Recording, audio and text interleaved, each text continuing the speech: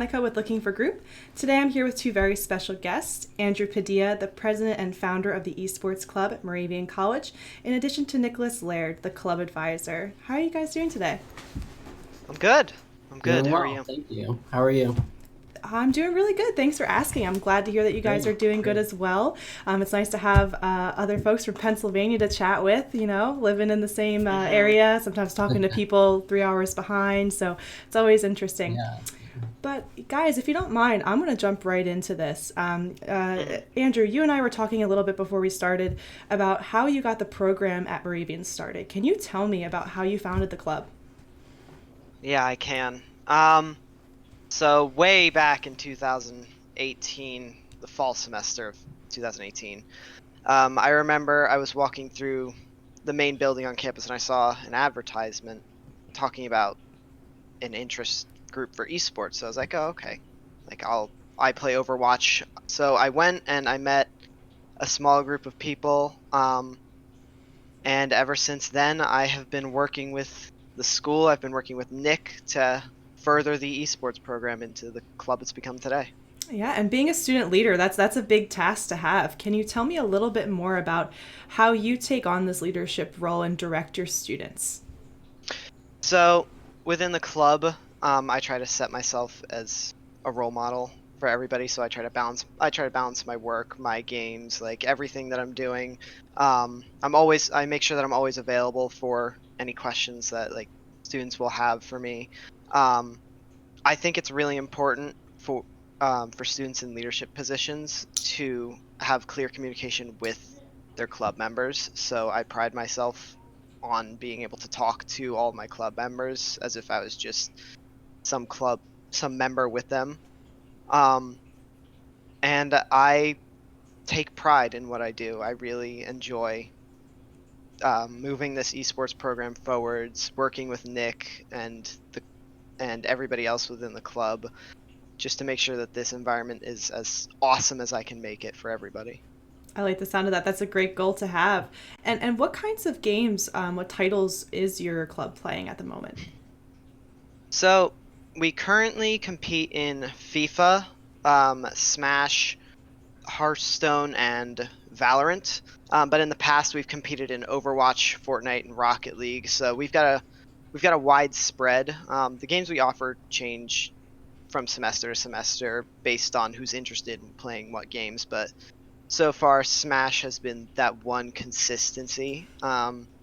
We recently just at FIFA we added this semester, and we are very excited to be playing Valorant this semester as well. Yeah, it definitely sounds very console heavy over there. Can you tell me about the space that you guys have available to play in?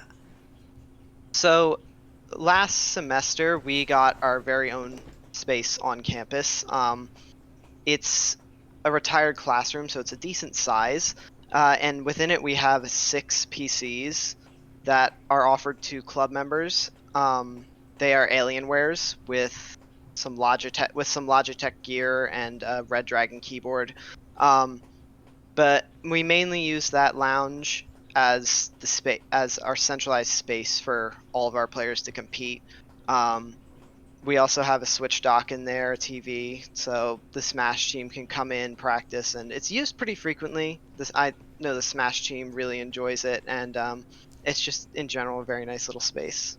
Yeah, it certainly sounds that way. And Nick, feel free to chime in on this next question. I kind of want both of your input on this. I'm curious about for the students who maybe want to get involved in esports but don't want to play at the competitive level, what options are there for them to get involved? Do you have casual game nights? Do you have any opportunities for them to get some hands-on experience with shoutcasting or social media management, for example, little jobs to assist with the program? Yeah, just briefly, I can kind of talk on that, and then Andrew, you can definitely add in some of the specific things the club is doing. But yeah, because we currently offer esports as a club sport, it's not a varsity program at this point in time. It is a more casual experience. There is competition where we do compete in a league, we do play against other schools, but not every member of the club is playing all the times. Not every member of the club is on every team. It is more casual. Players and students do have the freedom to choose what they want to participate in. If enough of them express enough interest to form a team, then that game will be offered. But it's all kind of starting from them. They get to choose what they want to participate in, and it's totally up to them if they want to put forward that level of commitment to devote that amount of time per every week.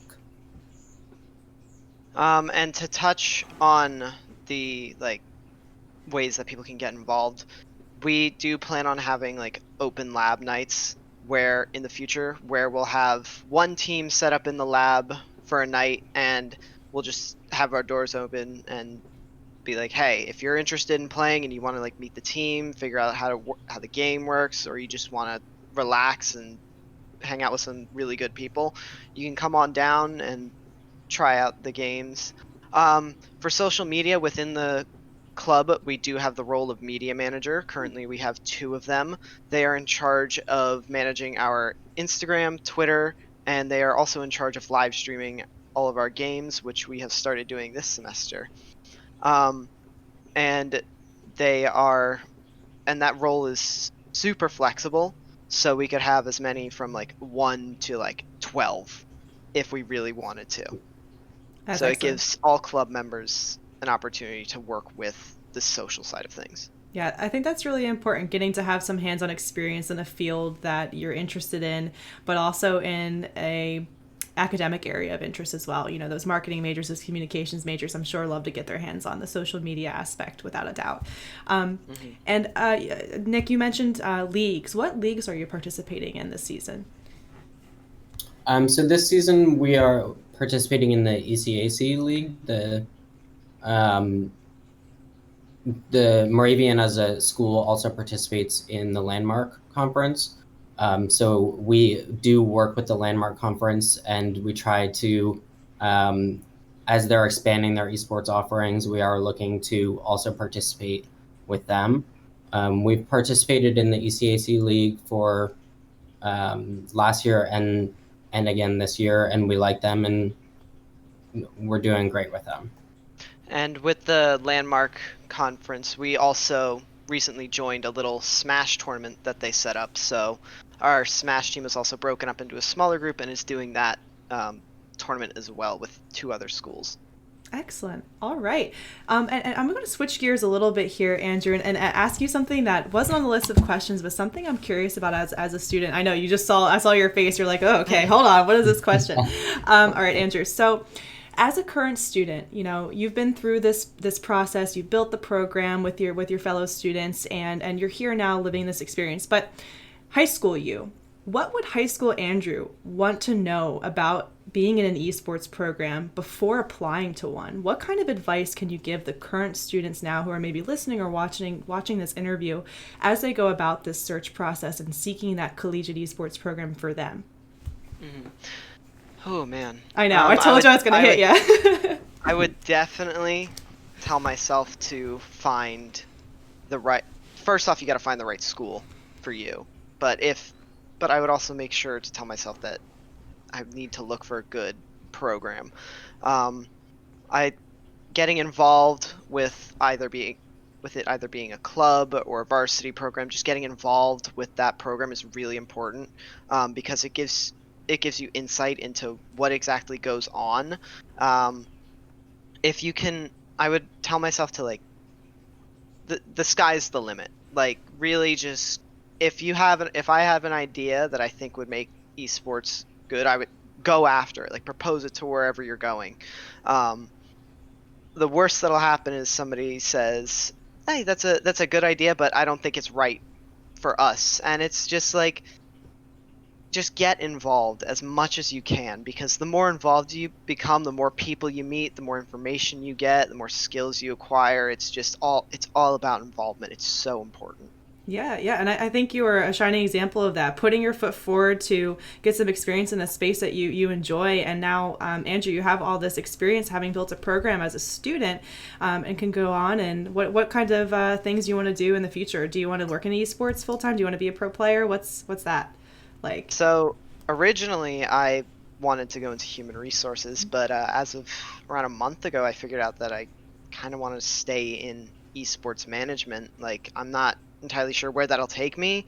I really enjoy the collegiate level, um, but I'm definitely leaning more towards becoming a manager for a collegiate level program, or an esports coordinator, or the equivalent of whatever that title is. It's just it just the passion just like lit up in me, When and you, yeah, I'm just gonna chase it. I like that. So when you were provided this opportunity to have a hand in esports, it kind of ignited this idea. Whoa, I could get a job here, doing this kind of thing, right? Is that kind of what you're communicating? Yeah. Yeah. All right. Awesome. And like, did you have any idea something like this was going to happen when you were in high school? Be able to, yeah. No. Yeah, I had guys. no idea. Living proof. Just put yourself out there and do the thing, and good things will come your way. You never know what's going to happen.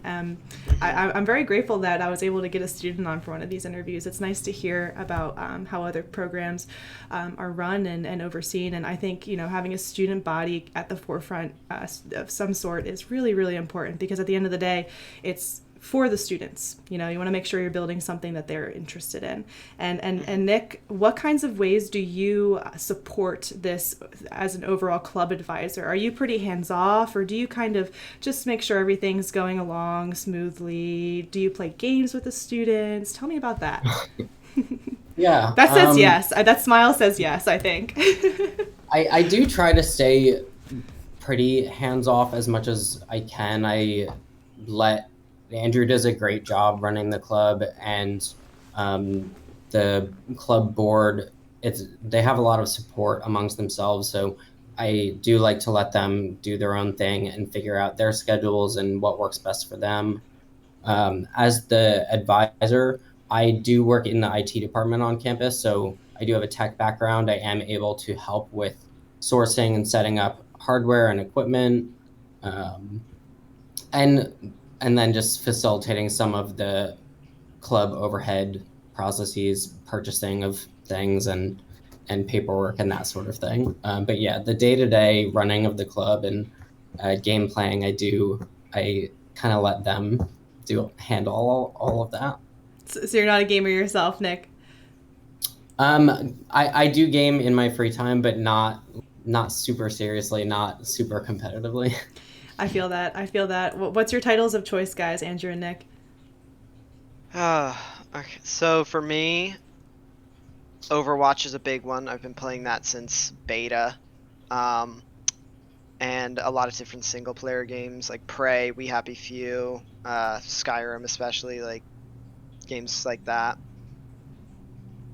Yeah, and I would say I've played a lot of Overwatch on my PS4, and I do like some PC gaming as well. I play some League of Legends and then like some smaller Steam games. Excellent. Well, hey, it's always nice to have more gamers on the team, without a doubt. Mm-hmm. Yeah. So kind of closing this out here, are there any last pieces of advice that either of you would like to give prospective students who are thinking about applying to Moravian's program specifically, or generally as they go about this process? And then anything else that you'd like to mention about your program that maybe we didn't get to talk about? So, for any students who would be coming to Moravian and have an interest in esports, I definitely recommend that they join our Discord, because that's the primary way that we communicate. But like, commitment wise, probably have to put aside 6 to 8 hours a week, because there's practices. They're very relaxed, and they're a lot of fun. But there are practices that we would like you to attend. There's a game once a week that can take our longest game was 2.5 hours, I think, because it was just that close down to the wire. But it really varies depending on which game you play. But definitely, we are looking for people who can make the time commitment. Yeah, and I would just add, if any students have any questions about our program, reach out to us. We are always available to answer questions. We're available to talk. And kind of to go back to something Andrew said before, because our program is still a pretty young program, and it's definitely still in its growth phase. It's open to change. It's open to suggestion. We're always open to adding new games, to exploring different avenues of gaming, different types of gaming. So if any students have specific interests, just suggest them. We're open to it. I like that. Mm-hmm. Open door policy. Yep. If Excellent. you've got an idea for the club, I'm more than happy to hear it. Like, you're a part of the club. You should be heard. Absolutely. I think that's a great spot to leave off, without a doubt, guys. Andrew, Nick, thank you so much for your time today. Yeah, no Thank problem. you. Thank you.